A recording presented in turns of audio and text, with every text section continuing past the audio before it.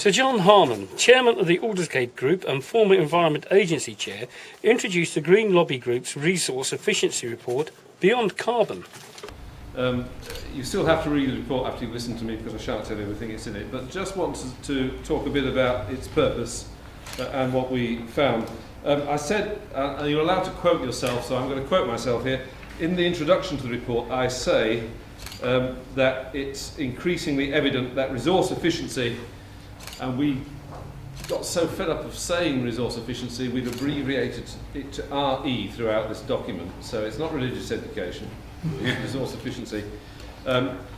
We say it's increasingly evident that resource efficiency, by which we mean the systematic reduction in the quantity of resource employed to produce goods and services in the economy, will be one of the key determinants of economic success and human well-being in the 21st century. Well, this is the third of a series of three think pieces that Aldersgate has produced around this issue of transition to a 21st century economy. And if you don't believe the statement I've just quoted, then I don't think you'll find anything of interest in the report, to be quite honest. We take that as a starting point. We think that the transition is, in fact, inescapable, and that it's merely its timing, depth and pace which we do not yet know. We think that because, as you said in introduction just then, Peter, human societies are already depleting natural resources, physical and biological resources, at an unsustainable rate. We know that to be the case now, but the problem is one that deepens with rising population and per capita consumption. And that means, I think this is probably the important point that I want you to take away, if you take away nothing else, that regardless of the ethical concerns that there undoubtedly are around resource use, a prudent economic policy would promote low resource consumption as a vital part of securing future competitive advantage. That would apply to any national economy, it applies to the UK economy, to the EU economy. It's securing that advantage, moving ahead of the market, moving out of advance of the market, that this report is about. And of course, it does appear that government agrees with this, because what else is a low carbon industrial strategy about but trying to get ahead of the curve on carbon and to convert the undoubted pressures into an economic opportunity. So we started by asking ourselves, what would a resource efficient economy look like? Of course, we have one that isn't wholly inefficient, but it's not brilliant at the moment. What public policies would be needed to enable the transition to such an economy? In other words, what framework should government put around the economy? And the previous papers that I mentioned on finance and skills have already looked at those aspects of transition. This, in some way, was the hardest of the three reports to write, which is probably why it's come out last of the three.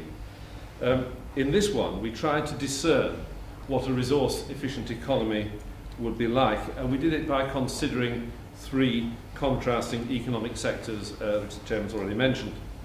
And we asked practitioners with an interest in those sectors to just sit down and think about what their sector would look like in a resource-efficient future, and we brought those insights back into a series of roundtable sessions.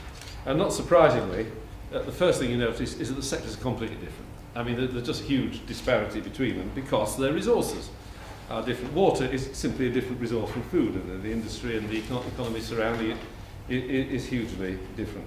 But given that diversity, is there anything useful that can be learned in the way of general principles for resource efficiency? That was the question. Are there common features which would help us navigate through the transition to a resource-efficient economy and manage it well when we get there? And it turns out that despite the sectoral diversity, we did in fact identify general principles of economic management for a resource-efficient world, although some of them do require you to take a step away, if you like, from traditional economic thinking. And in the main part of the paper, before you get to the case studies, we list those that we identified. Now, at the moment, this is an unfinished piece of work for us because having put these three papers out, finance skills and now resource efficiency, we want to take a step back and reflect on what it all means together. And the Aldersgate Group will come forward with some more considered overall lessons around about Easter time. That is our plan. This paper is really more exposing thinking rather than coming to conclusions. But the interim conclusions and the thoughts we came to were roughly as follows, and I'll be rather quick, but I'll just recite them. Some of them will be very familiar. For instance, you must take a life cycle approach. The material study demonstrates that very clearly. In fact, it's a good idea to think in circular terms, as the material study does, circular economy terms rather than linear ones, and I'm sure Gev will talk about that later. But wherever you're looking at resource efficiency in the economy, you need to think about the whole life cycle of the material, of the product, of the resource. It's really important to price resources accurately. That's very difficult. There are two principal difficulties that struck us. I mean, to take the example of carbon pricing, for instance, the Stern report concluded that the future costs of inaction outweighed the costs of addressing the problem. That was the basic conclusion. But how easy has it been to translate what you might call the Stern cost of carbon into the real economy? It's hugely difficult because of the political and other obstacles. We all understand what that. So the practical difficulties in accurate pricing are quite considerable. But also some resources, and particularly biological and ecological ones, we just don't know enough about to be able to put any kind of price on at the moment. It's ignorance as well. So pricing is still a long way from being accurate for many natural resources, but even if it were, it is not enough. And I think that's a really important conclusion.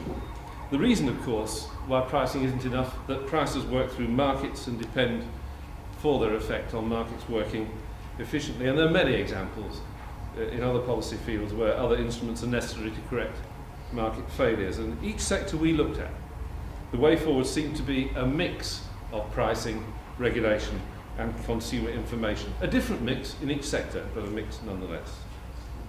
The next thing we notice is that resource management has many bottom lines. You simply cannot reduce it all to a monetary bottom line. And this is really rather a banal observation in some respect. But we do say that Treasury, for instance, will need to think increasingly about a basket of resources. I'm not quite sure really which the key ones are that you want to try and monitor on the national dashboard. But national economic health can no longer be measured wholly in GDP terms. And indeed, that's what we've seen with carbon. We have a nationally statute set carbon target. The next thing, and there's not many more, you'd be glad to know, is that you can't just think of this as an economic proposition, although we started by doing that, because you run into issues of social equity very quickly. And a world in which the use of resources is more closely managed will throw up more issues of equity, of access to those resources. And that's unless productive efficiency keeps pace with the growth in demand, which it is unlikely to do. So we conclude that you cannot take resource efficient decisions entirely on economic grounds. You have to, and this is where the politics comes in, of course, you have to balance it with social effects. You see this in fuel poverty, you see it in a number of areas now. There will be other access to resource problems in the future.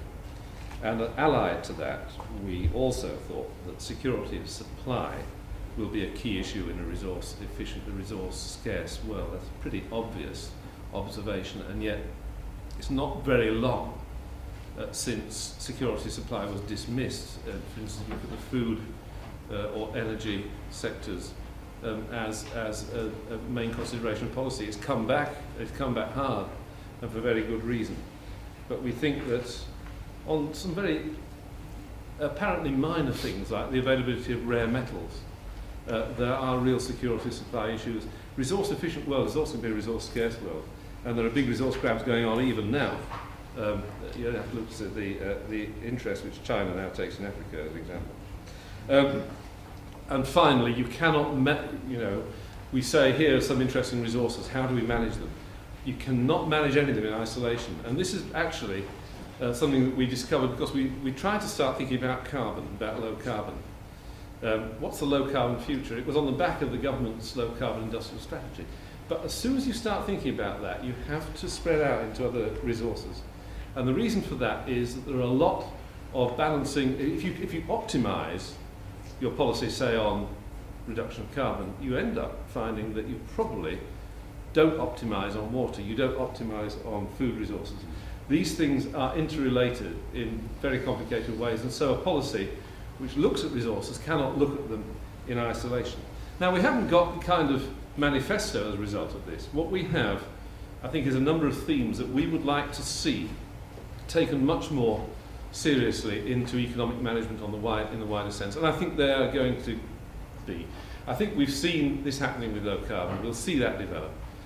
What we've tried to do is to paint a picture of what economic policy might look like in a future resource-efficient world. It's a bit dry, it's a bit theoretical, if you like. This has been a hard paper to write, but we also think it has huge practical implications for the way we'll live in the future. So we hope what this will do is provoke a wide debate, and we hope also challenge the parties to think about how they will approach industrial and economic policy, not necessarily environmental policy.